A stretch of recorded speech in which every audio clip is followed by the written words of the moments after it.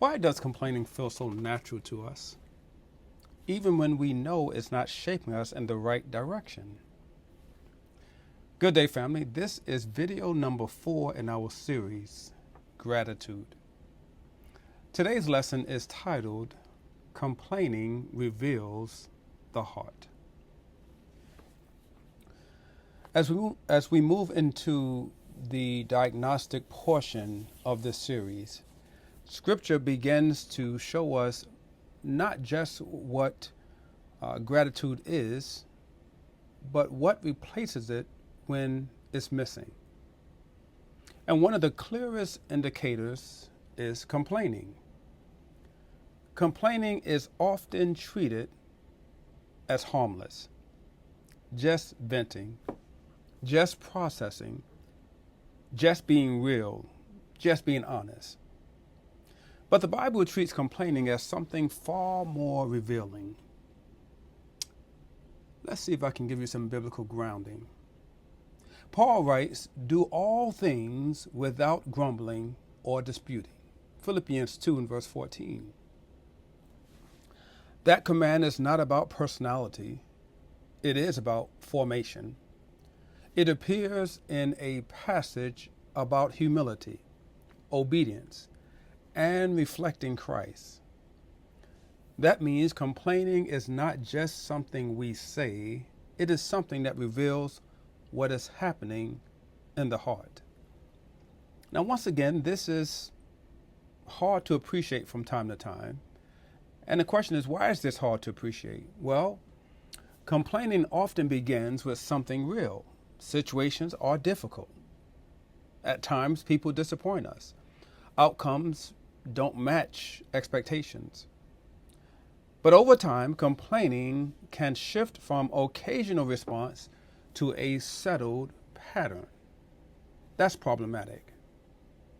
We begin to rehearse what is wrong more than recognize what God is sustaining.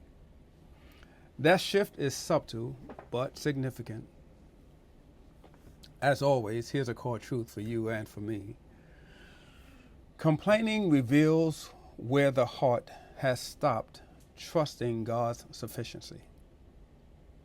It is not just expression, it is exposure. Now here's a biblical pattern. Israel in the wilderness. We see this clearly there in Exodus chapter 16. The people of Israel grumbled, even while God is providing for them. How often? Daily. Exodus 16, verses 2 and 3. The issue was not the absence of provision, it was the presence of dissatisfaction. There is a difference. The complaint revealed a heart that had shifted from dependence simply to expectation. I want us to take a second to look at complaining and spiritual drift. Because Paul will go on to say, 1 Corinthians chapter 10, he warns us not to repeat that pattern, 1 Corinthians 10, verses 10 and 11. Why should we not repeat that pattern? Because complaining does more than express frustration. It slowly reshapes faith. It weakens trust. It distorts perspective. And over time, it hardens the heart.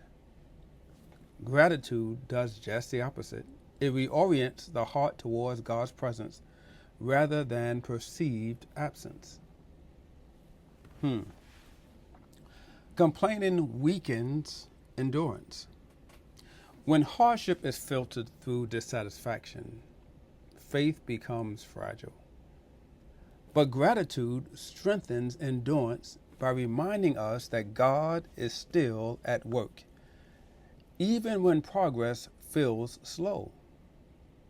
Consider James. James reminds us that endurance is formed through testing and not through ease. James 1 and verse 3. Gratitude helps us remain anchored in that process.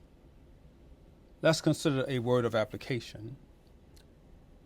Would you reflect on what you rehearse internally? What do you return to most quickly, complaint or recognition? Do your prayers sound more like frustration or trust? Have you allowed disappointment to become your default posture? This is not about suppressing honesty, it's about forming the heart. That idea of formation is one of the reasons behind my particular book, Footlocker of Faith. That book is a collection of real stories, spiritual reflection, and faith-centered life. These are life lessons that helps us to be thankful. Because growth does not happen by accident. It happens through intentional reflection, correction, and endurance over time. In our next lesson, let's take some time to examine how entitlement and spiritual drift are connected and why they are both enemies of gratitude. And as we make those reflections, what we're actually doing is we are appreciating what it means to be formed to fight. Thank you so much for spending time with me.